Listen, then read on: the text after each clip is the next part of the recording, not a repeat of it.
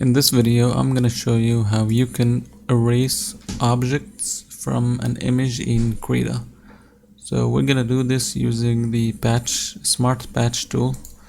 So first you're gonna click on it, and then you wanna make sure to adjust the size of the patch tool here. If you want it bigger, if you want it smaller, preferably a smaller size is good. And then you wanna make sure you have this same settings. You already should have it. Now I'm gonna remove the people here in the far back.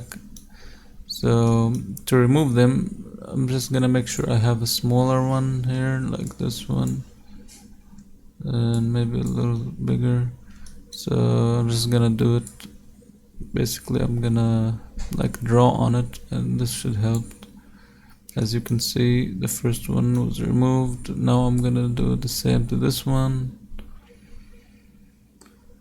Just draw over it, and this should help, as you can see. So this is basically how you could erase objects in Krita. If you enjoyed this video, please make sure to like and subscribe. Thank you.